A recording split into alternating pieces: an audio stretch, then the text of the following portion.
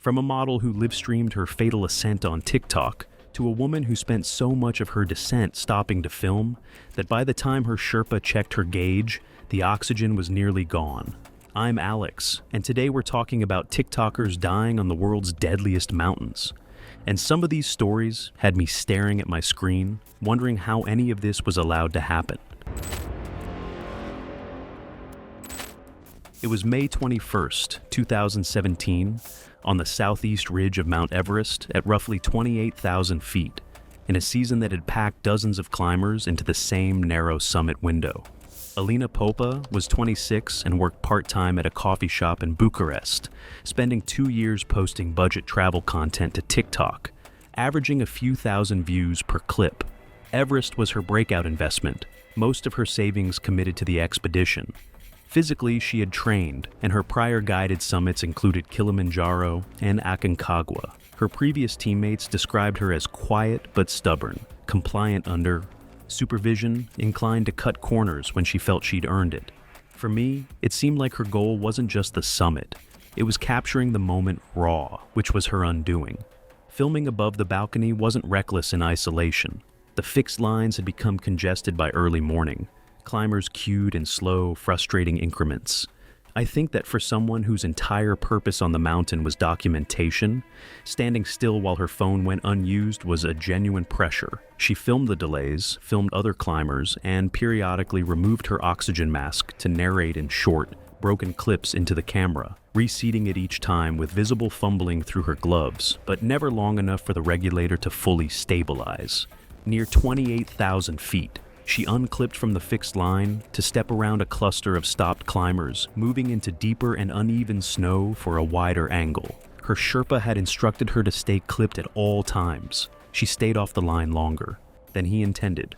Her oxygen flow rate had already been raised to offset exertion, depleting her supply faster than planned. When she rejoined the line, the margin she had started with was already gone. I think that was the moment this story effectively ended, even if no one recognized it for another few hours. The southeast ridge at 28,000 feet is a narrow spine of wind-packed snow and exposed rock, with open sky pressing in from both sides and nothing to interrupt either the wind or the cold. On descent, the congestion worsened. A German climber positioned directly behind her, and her Sherpa both described her stopping repeatedly, not to rest, but to film, holding her phone toward other struggling climbers and removing her mask to speak into the frame. According to witnesses, her movements were still coordinated but slower and less precise than earlier. Then, near 27,500 feet, her pace dropped noticeably. She struggled to reclip her safety tether, fumbling the mechanism several times before it caught as her hands hesitated at the gate.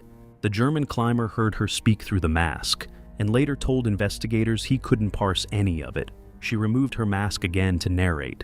When she tried to reseat it, she couldn't manage the fit on the first 2 attempts, as the mask shifted against her face, covering and stiffened straps. Her Sherpa reached her and found ice forming along the valve and hose, with airflow becoming inconsistent under her breathing. The oxygen tank was nearly depleted. He tried to direct her toward descent. She continued holding the phone up, though the footage was brief and unsteady. The German climber watched the exchange while clipped in place with the line held tight, unable to move forward in the queue. I don't think she understood what was happening to her body, and I don't think anyone could have told her in a way that would have mattered. Then she went to her knees. Her hands became rigid, fingers curled and unresponsive. She was partially moved off the fixed line to clear passage for other climbers. Not a decision made lightly, but one that couldn't wait. Her phone was still loosely in her grip. A descending climber offered supplemental oxygen from his own supply. It was administered briefly but couldn't be spared beyond a few minutes. Her breathing became shallow and irregular. The Sherpa attempted repeatedly to rouse her. She no longer responded to commands or physical contact. The Sherpa radioed down at approximately 7:40 a.m. Supplemental oxygen was requested, but delayed by congestion on the fixed lines. Help reached her position well over an hour later, after slow movement through the line. She was already dead. Medical findings summarized for the expedition record indicated severe hypoxia leading to loss of consciousness at extreme altitude.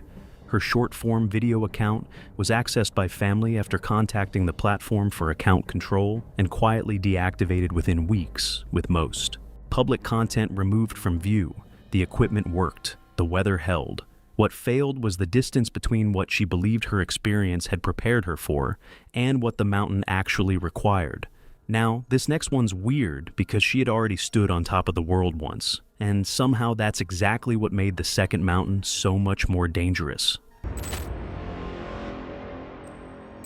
It was July 28, 2016, on the upper face of K2 in northern Pakistan, at 26,200 feet above sea level, a place that has taken more lives per summit attempt than almost any other mountain on Earth. Maris Cho was a 29-year-old content creator on TikTok from Alberta, Canada. The previous year, she had summited Everest via a fully guided commercial expedition, and with the way the story went, I think that achievement had changed how she understood her own ceiling. She had since built her TikTok around it, posting gear shots and summit photographs. And K2 was the next planned step in a progression she had mapped on her own terms. What she had not mapped was the technical gap between a commercially managed Himalayan route and a mountain with inconsistent fixed infrastructure and no tolerance for improvisation. I think the Everest summit genuinely convinced her she had crossed into a category of climber she had not yet reached. That is not a character flaw. K2 simply does not negotiate on that point. Her guide had flagged her ascender technique on lower sections earlier in the day. She consistently seated the device at an angle rather than fully engaging the cam against the rope. She adjusted briefly each time and continued upward without resolving the underlying habit. At a rest stop below the bottleneck, she filmed a short clip from an exposed position with the valley floor thousands of feet below, unclipping briefly from one line while repositioning to the next, fixed segment before reattaching. A nearby climber later told investigators it was the kind of casual behavior that made experienced alpinists uneasy. The guide warned her specifically about the bottleneck's transition sequence before she entered. Non-continuous fixed lines requiring independent clip management on near vertical ice. She acknowledged him and proceeded. The bottleneck is a narrow couloir pressed between K2's upper shoulder and a Sirac band that releases ice with no warning onto everything below. A climber 30 feet below Maris on the slope noticed her clip her ascender to the line at an angle, the cam not fully seated, before she weighted it and began moving upward. Her crampons were not biting consistently. He described her left foot skating slightly before catching. She jerked downward once as her weight shifted unevenly. Instead of stopping to reset the device, she pushed upward again, immediately. Her crampon failed to bite on the next step. She swung outward from the slope, and the ascender slipped down the rope as the cam failed to bite under load. The climber below watched her. Reach for the rope with both gloved hands. She could not hold it. A second fixed line ran approximately 2 feet to her left, and to my surprise, she was not clipped into it. She began sliding. Witnesses described the first few seconds as almost slow, as if she might still catch something.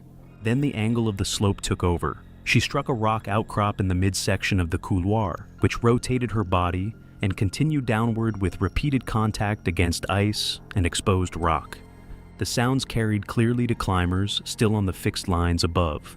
Those lower on the route pressed flat against the ice as she passed. Her helmet came off somewhere in the lower visible portion of the couloir. Beyond a steep rollover at the base, she was gone. I have looked at photographs of that section of the mountain many times since researching this. There is nothing soft about it. There is nowhere to stop. A climber on the fixed line radioed base camp within minutes. A descent team attempted visual confirmation within 2 hours, but the terrain configuration and continued Serac hazard above made access to the fall zone impossible. No recovery was attempted. Medical findings reconstructed from the fall path and last confirmed point of contact indicated fatal blunt force trauma to the skull and thoracic cavity, consistent with multiple high-velocity impacts against ice and rock during an uncontrolled descent of several hundred vertical feet. No equipment malfunction was identified. The ascender functioned correctly under proper use.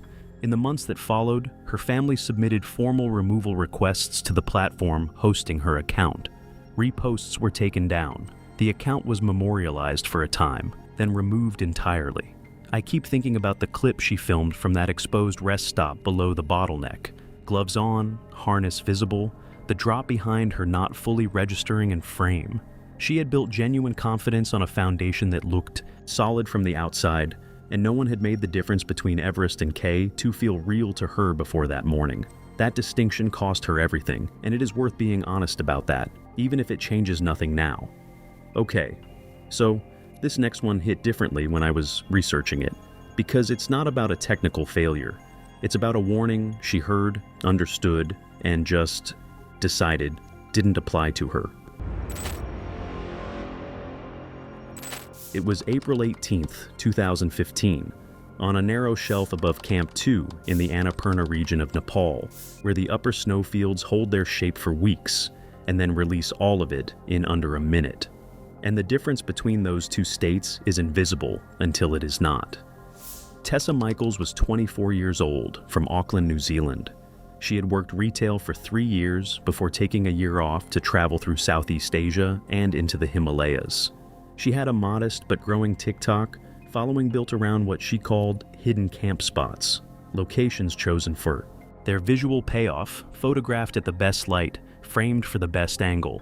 She was not a technical mountaineer. She had joined a guided group to reach Camp 2, and by all accounts, she was enthusiastic. Unfortunately for her, enthusiasm doesn't do much in one of the world's deadliest peaks. She had set her tent roughly 1,000 feet from the group's designated camp, beneath a wide-open snow face that offered an unobstructed view of the eastern horizon at sunrise. She moved her tent there after the group had already established camp, carrying part of her gear herself in 2 trips. A guide had walked to her position the previous afternoon and told her directly that the slope above was avalanche-prone, particularly as daytime temperatures rose and the snowpack cycled through freeze-thaw stress. She acknowledged what he said. However, she did not move. Imagine a direct warning from someone whose job it is to keep you alive, and you still didn't follow.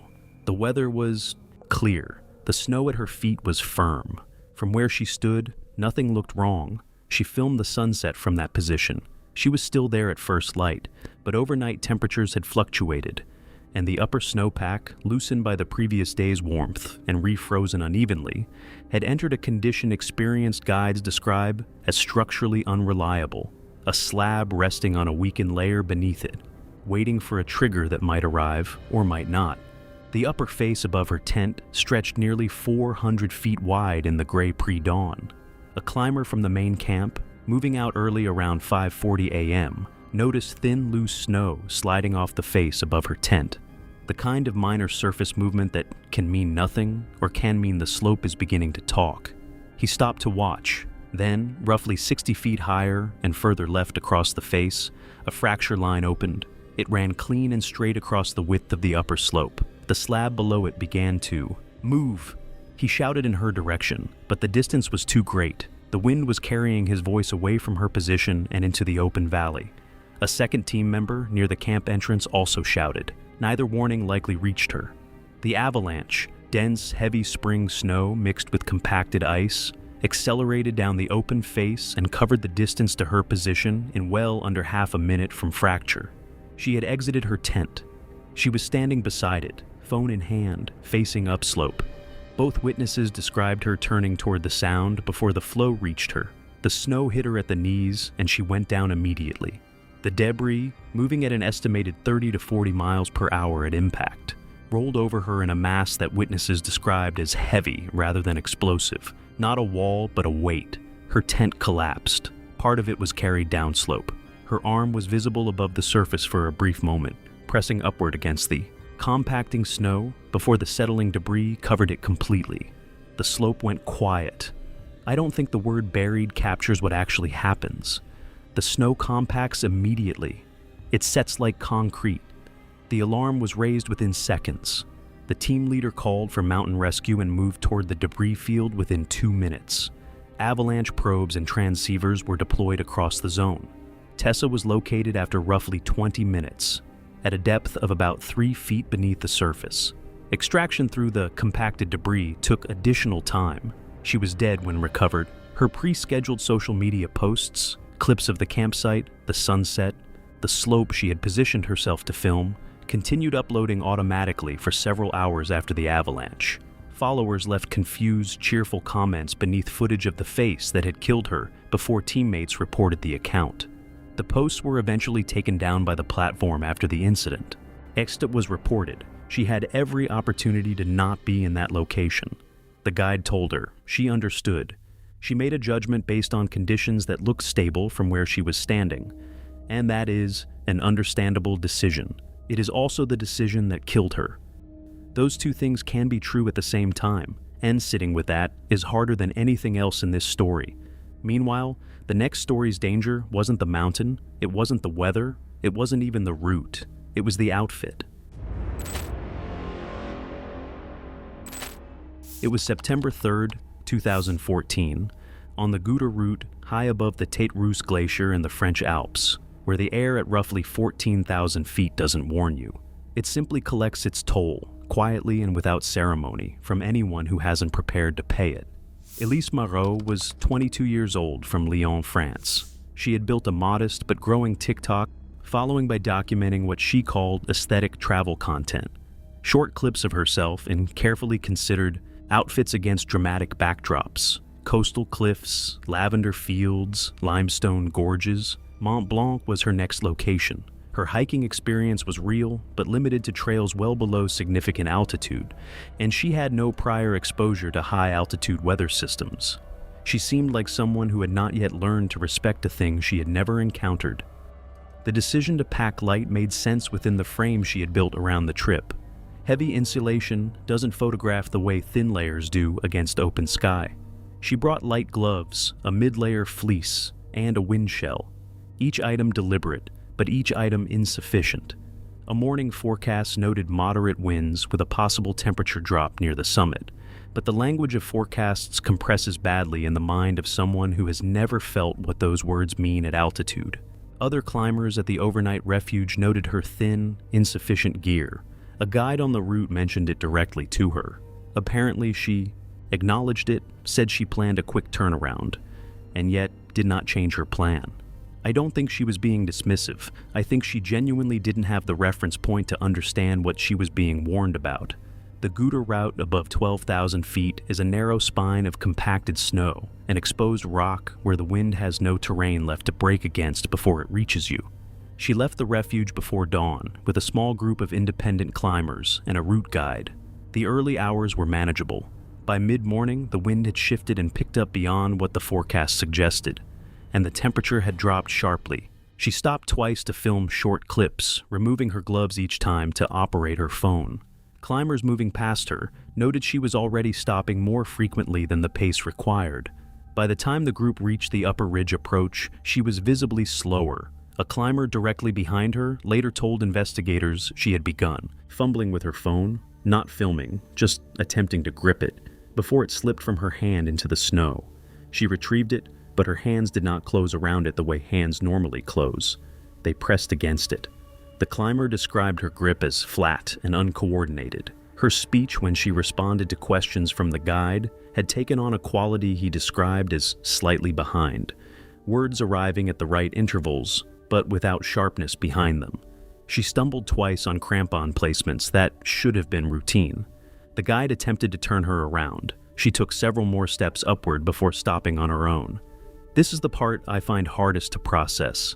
Not because it was sudden, but because it wasn't.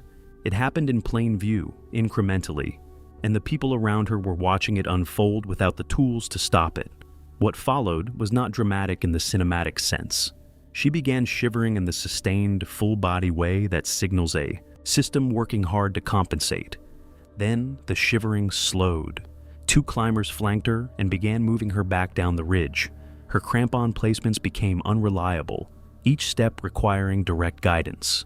Within minutes of the descent beginning, she sat down in the snow and could not stand without being physically lifted. Her head dropped forward. A climber supporting her left arm described her eyes as open, but not tracking. Her responses to direct questions stopped entirely. She remained unresponsive during extraction and transport, and rescuers continued active rewarming and monitoring during the flight before she was later pronounced dead at the Valley Hospital. The medical examiner determined the cause of death to be fatal hypothermia with associated cardiac arrhythmia, secondary to core temperature collapse. In the weeks after her death, short clips from her trip were shared by a small fashion-focused TikTok account. Viewers began commenting on her clothing choices, and the footage before the posts were mass-reported and removed. I've thought about that a lot. The last images of her that circulated weren't about what happened.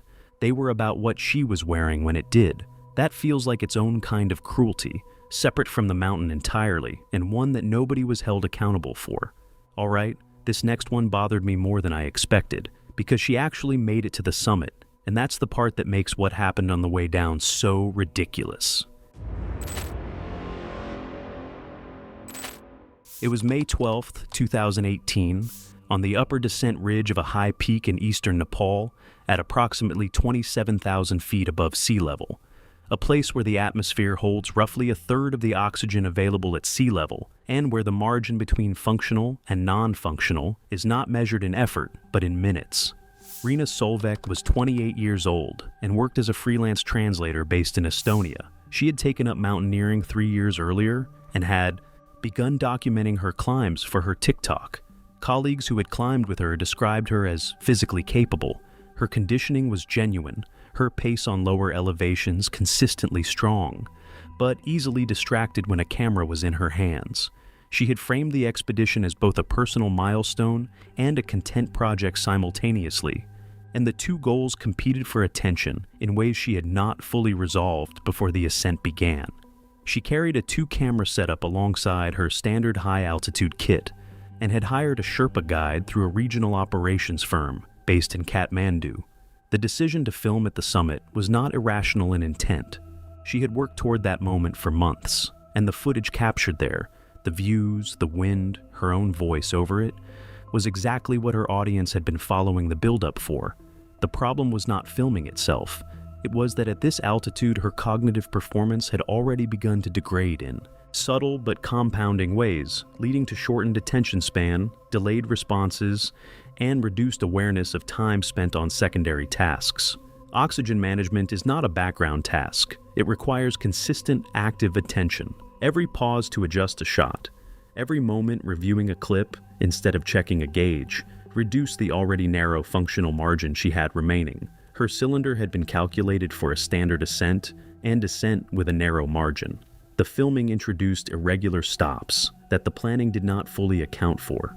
Her Sherpa noted during the summit sequence that her flow rate had become inconsistent and that she was beginning to respond with increasing delay when spoken to.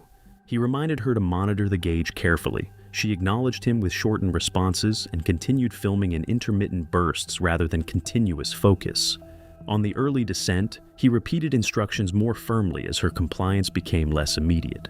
By the time they reached the upper descent ridge, her oxygen cylinder was depleting ahead of the projected timeline, and the spare was located at a fixed cache point further down the route with travel time that could vary significantly depending on conditions, traffic, and weather. The upper descent ridge drops steeply through wind-packed snow and exposed rock, where the only sounds are the low hiss of oxygen regulators and the crunch of crampons on ice. A climber descending roughly 30 feet behind her later told investigators she had slowed noticeably around 27,000 feet, stopping twice in close succession, once to attempt another filmed segment and once to adjust her mask. Her movements were becoming less coordinated, with pauses between actions that suggested increasing cognitive lag rather than simple fatigue. Her pace did not recover after the second stop. He assumed exhaustion and maintained distance while keeping her in view. Her Sherpa checked her gauge and confirmed it was nearly empty. He immediately initiated a radio call to the lower cache point and instructed her to continue descending without stopping. Her responses were fragmented and slow, often delayed by several seconds, and at times not fully aligned with what had been asked. Her mask shifted slightly during this sequence and was not corrected immediately, further reducing oxygen delivery. Her Sherpa physically steadied her twice as her balance deteriorated. The second time, she dropped to her knees on the slope and required assistance to remain upright. Her gaze was fixed downhill, unfocused, and no longer tracking movement in a coherent way. The climber behind reached them and attempted emergency oxygen sharing through his own regulator in short intervals. The relief was brief and insufficient, providing momentary stabilization without restoring sustained function. She became unresponsive within approximately 4 minutes of going to her knees. Breathing was shallow when the radio confirmation was sent.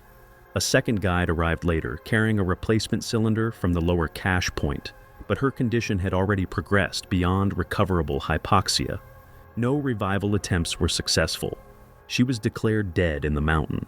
What happened to Rena feels, in the most honest sense, like a combination of clear technical failure in judgment and a very human refusal to mentally downgrade a goal she had already invested so much into. She was clearly not untrained or unaware. She had real experience, real preparation, and competent support. But she repeatedly treated filming as something parallel to survival, rather than something that had to be fully subordinated to it at that altitude.